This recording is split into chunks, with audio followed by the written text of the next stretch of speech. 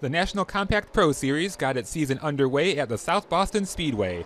Randy Copeland was on the pole, and he's hoping that consistency that he's known for can carry over to this year. It didn't take long for the first caution to come out. Lap 8, Terry Roberts went around off the bumper of Devin Shaw. Not many takers on pit road, but Stephen Lawrence and Colin Eversley Jr., second and third, decided to take their chances. Close call here as the 81 started to get into some lap traffic. He really struggled to get around the 61 of John Fred Lowe, and here's what John had to say about it. Well, shoot, I wasn't McLovin' that, I tell you what. First retiree of the race was the 27 of Nate Kowalski of Pasadena, California, and he had a piston issue, we later found out. 3 wide doesn't always work at this tight bull ring, but this time they managed to escape incident. Woo! It's good stuff. Lap 78, we have a new leader. Chris Vaughn gets around the 81.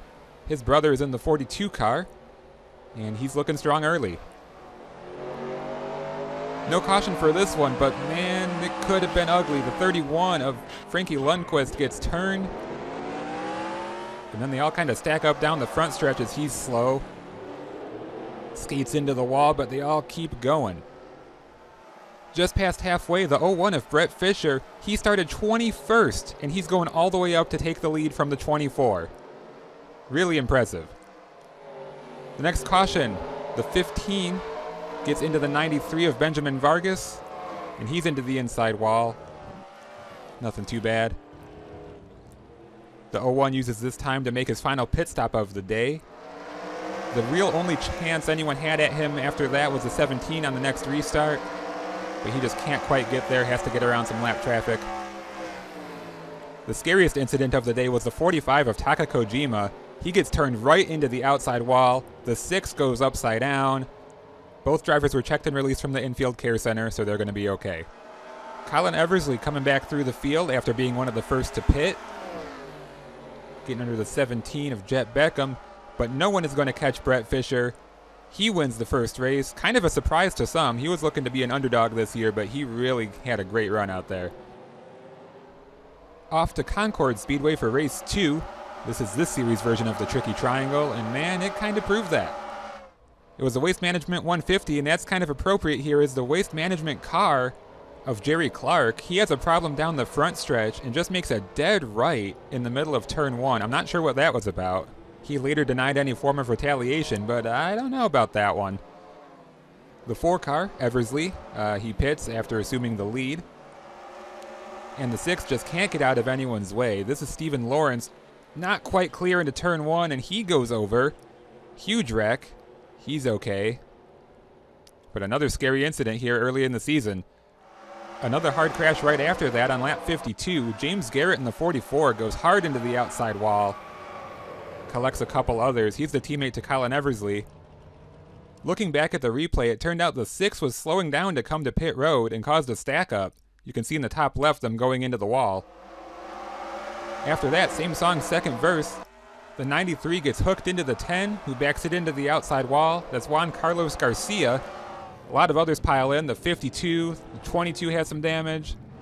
Just a big mess again down the backstretch. But watch Taka Kojima avoid this. Sneaks through the bottom, and we're all good. It was like a lightning challenge.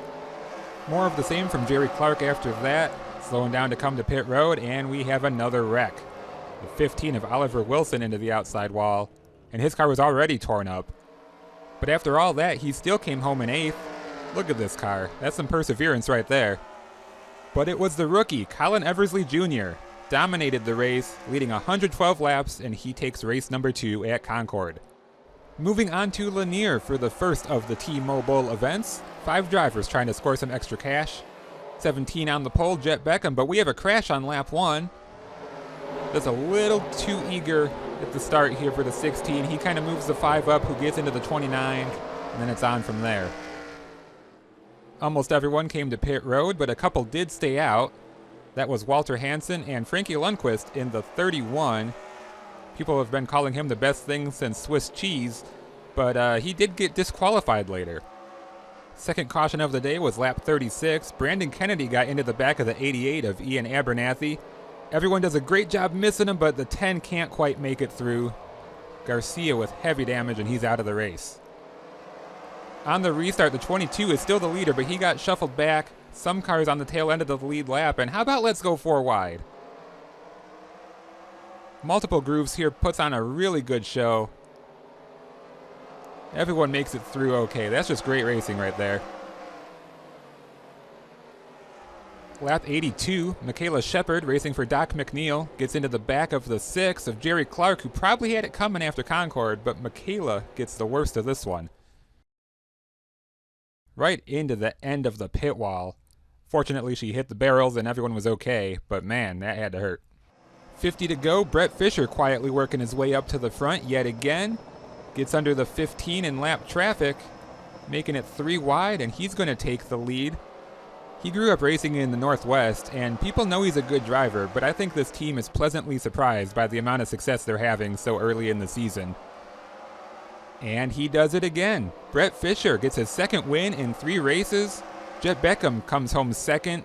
He's the only driver to get a top 10 in all 3 races so far, so that makes him the points leader. The first road course of the season is next on the schedule. For now, it's ice dancing to the hits of Motown. Until next time, I'm Thermite917. Thanks for watching.